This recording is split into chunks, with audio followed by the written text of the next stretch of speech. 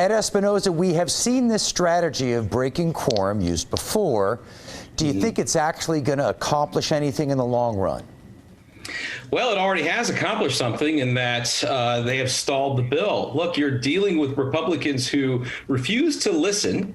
We had hundreds of people show up and testify against this bill. Republicans refused to listen to them, and they refused to negotiate with Democrats. The bill looks exactly the way it did when they started special session, which is exactly the way it did when they started the beginning of the regular session. And now what Democrats have done is they've gone to Washington, D.C. to enlist federal support. And if we can successfully enlist that federal support, then we can have some federal protections, some voting rights protections here. And if they can't, in the meantime, they have stalled the bill, and you only have 30 days for special session. They can outrun 30 days. Matt Mackowiak, how is this going to play out? Well, this is a weak bluff by the Democrats in this case, because the governor has already said he will call unlimited special sessions. So unless they intend to live in Washington, D.C. through the end of next year, they are going to come back. And when they come back, they're going to be arrested. The House voted today to allow them to be arrested, to be brought back to the Texas Capitol, and to stay there until the job gets done. In the meantime, they're being paid to take a paid vacation on a private jet with Miller Lite and living the good life in a hotel in Washington, D.C., meeting with the vice president, not doing the job they were elected to do. And no, they're not going to succeed. And Ed's wrong about one thing. The bill's different. They made key changes since last time. The Sunday voting hours thing has changed. The thing about local judges overturning elections has changed. There have been key changes, and there will be more changes if they come back and negotiate. Ed, what do you think about the prospect of them being arrested when they come back? Do you think that's ever going to happen?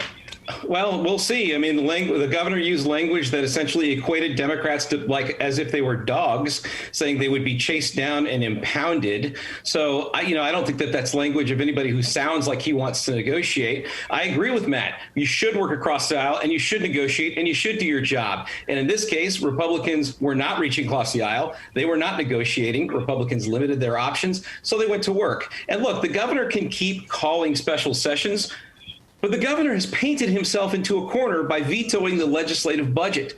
That includes Republican legislative budgets. Sooner or later, they're going to run out of money. And yeah, they can come back, but will the Republicans come back too when they're out of money?